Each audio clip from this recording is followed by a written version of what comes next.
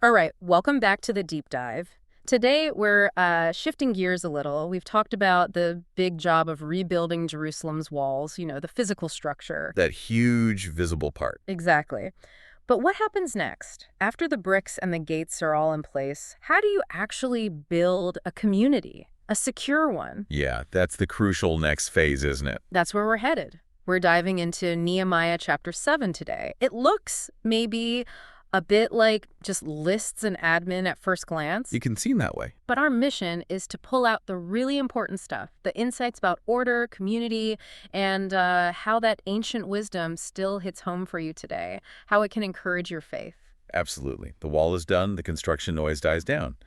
But Nehemiah knows the job isn't finished. Not even close. It's about the people now. Structuring things, securing what they built. Precisely. It's about building that lasting foundation within the walls. Mm-hmm. So let's look at what he does right away. Once the doors are hung, he jumps straight into leadership and security. He appoints leaders for Jerusalem. Right. His brother Hanani, remember him? He brought the bad news initially. Right, about state of the city. Yeah. And Hananiah, the commander of the citadel. And here's a key detail the text gives us about Hananiah. It says he feared God above many. That feels really deliberate. Calling that out specifically, it's not just about, being good at commanding the fort. No, not at all. It shows you Nehemiah's priority right off the bat. For these crucial roles, protecting the city, leading the people, character, spiritual depth, that's paramount. Fearing God. It means more than just being religious, then. Oh, definitely. In this context, it implies integrity, trustworthiness, a real commitment to God's ways. That's what makes someone truly reliable. Okay, so he picks these key leaders based on character. Then what? Then he sets up some pretty strict security rules. Specific instructions about the city gates. Ah, yes, I remember reading that. Don't open them too early. Exactly. Only when the sun is hot. The gatekeepers had to be right there when they opened and make sure they were shut and barred tight in the evening. Plus, he organizes patrols. From the regular people? For the inhabitants themselves, yeah. Each person responsible for the watch right across from their own house. Wow, that's very specific. And necessary, I guess. The text mentions why, doesn't it? It does. It gives a snapshot of Jerusalem then. It was a large city, physically spread out, but not that many people had returned yet. Right, after the exile. And lots of houses were still in ruins. So it was vulnerable. Big place, few people. It makes sense. So security couldn't just be left to a few guards. No, it had to be everyone's job, starting right at their own doorstep, a real community effort. Okay, leaders appointed, security system in place. What's the next big chunk of this chapter? It shifts focus quite a bit. It really does. And this next part, it can look like just a long list of names, but it's super important. The text says God put it in Nehemiah's heart to gather everyone, nobles, officials, the people, for a genealogical registration. Ah, the registry. Yeah. And he finds an older list first, right, That's from the right. earlier return. Exactly. The one from Zerubbabel's time, years before. He uses that as a baseline. And then, yeah, most of chapter 7 is this detailed register. Listing families. Yep. Children of Perish, children of Pahath Moab, Elam, family after family. Then it lists men by their towns, Bethlehem, Anathoth. And specific roles, too. Yes. Priests, Levites, the singers, the gatekeepers or porters, the Nethinim, who were temple servants, and even the descendants of Solomon's servants. It's quite the breakdown. So it's more than just counting heads. It's like mapping the community, figuring out who's who and where they belong. You nailed it. In that society, lineage was everything. Who you were, what land you belonged to, especially if you were a priest. It was all tied to your family history. This wasn't just red tape. It was about restoring identity after being displaced. Restoring identity, confirming who was part of the covenant community, setting up accountability. It was foundational for getting society and worship functioning properly again. And it really mattered. The text makes a point about some people who couldn't prove their family line, especially for the priesthood. It does. A specific group claimed priestly descent, but, no records, no proof. Oh, what happened? They were excluded, couldn't serve as priests, couldn't eat the most holy offerings, at least not until a priest could use the Urim and Thummim to get God's direction on it. Wow. That really underscores how vital that record was. It does. It shows the seriousness of maintaining the integrity of worship and its leadership. Okay, so after all these names and groups, we get the totals. Down to the donkeys. Yes, pretty much. Okay. It gives the grand total for the congregation, 42,360 people, plus thousands of servants, male and female. And the singers, too. Yep, 245 singing men and women.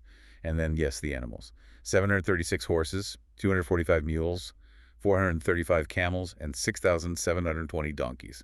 It paints a picture, doesn't it? A whole community getting back on its feet. It really does. And then there's a quick mention of contributions, right? People giving resources. That's right.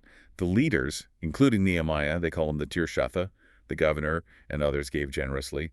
Gold, silver, basins, priests' garments. For the work, probably the temple and city needs. A collective effort financially, too. Exactly, pooling resources.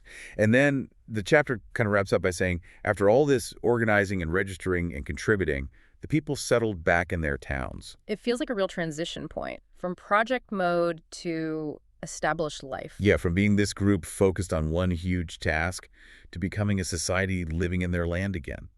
Okay, so let's step back. What's the ancient wisdom here? What can we pull from chapter 7? Beyond just the historical details. Right. First, that point about Hananiah. Leadership needs integrity and, importantly, a genuine fear of God. It wasn't just about skill. Okay, principle 1. Second, all those security rules. Stewardship and vigilance are crucial. You have to actively protect what you've built. It takes structure and effort. Makes sense. What else? Third, that massive list. Knowing your roots, your identity, it matters, especially after being scattered. It restores that sense of belonging. Identity is key. Got it. Fourth, listing everyone, priests, singers, gatekeepers. Every single role contributes. Every person counts in the community. No small parts, really. I like that. Valuing everyone. And fifth, those contributions. Generosity fuels God's work. Sacrificial giving, it shows commitment. It's part of worship. Okay, 5 big principles. Godly leadership, vigilant stewardship, rooted identity, valuing all roles, and generous giving. So how do we connect this to us now? How does this Nehemiah 7 stuff encourage our obedience, strengthen our faith today? Well, let's take that first one, leadership. Choosing Hananiah because he feared God. That challenges us, doesn't it? Yeah. In church, at work, even home. Are we prioritizing godly character over just flashiness or skill? Yeah, it pushes us to look deeper, and it calls us to cultivate that character too, if we're leading. Obedience in prioritizing the heart. And faith-wise, trusting leaders who genuinely fear God feels more secure, right? It builds confidence in what God's doing through them. Exactly. Now, think about the security gates, the watches, stewardship. That applies to protecting anything God's given us, our families, our health, maybe a ministry project, even personal boundaries. So obedience here is about setting up those wise routines, being diligent, not passive. Yes, being intentional stewards. It's not just waiting for things to fall apart. And it strengthens faith because we're doing our part, the part God designed for us, while trusting Him for the ultimate protection. It's like active faith. Okay, and the identity piece. Yeah. The long list of names, knowing where you belong. In our world, it's easy to feel adrift sometimes. Totally. This principle reminds us how foundational our spiritual identity is. Knowing you're God's child, redeemed, part of His big story, remembering that heritage in Christ. It's not just history, it's who I am right now because of Him. Yes. And living out of that identity, that's obedience, it shapes your purpose. And knowing you belong to Him, part of this amazing ongoing story, that strengthens faith like nothing else. Gives you that anchor. Okay, what about valuing every role, all those different groups listed? That speaks directly to community, doesn't it? Especially church. Recognizing that every person, every gift, every contribution matters, even the ones nobody sees. Obedience here means fighting pride, right? And comparison. Actually valuing others in whatever role they have. You got it. It builds up the whole body. Yeah. And faith-wise, it helps us see God's genius in using everyone, all these diverse gifts working together. It builds trust in His design for His church when we see Him valuing what the world might ignore.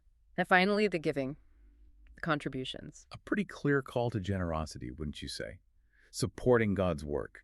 It showed their priorities were aligned with His. So for us, obedience is about using our resources, time, money, talents for His kingdom, making it a priority. Definitely. And it strengthens faith because it's a tangible act of trust. Trusting God's provision, trusting His purposes. When we give, especially sacrificially, we're saying, yeah, I believe this is worth investing in. It builds our confidence in Him. So yeah, Nehemiah 7, it's way more than just a list. It's a blueprint for building something real and lasting. It really is. It shows that building anything worthwhile, spiritually, relationally, whatever, isn't just the initial splashy effort. It's about the people, their purpose, protecting it all through careful stewardship, knowing who you are, and giving faithfully. That's the foundation for God's work to really thrive. It moves way beyond just the wall to the ongoing life within it, the less Glamorous, maybe, but essential work. That's a great way to put it. So as you think about all this from Nehemiah 7, here's something to consider. How might intentionally valuing every single contribution you see around you, big ones, small ones, the visible, the hidden how might that change the way you engage and participate in your own community or your church this week?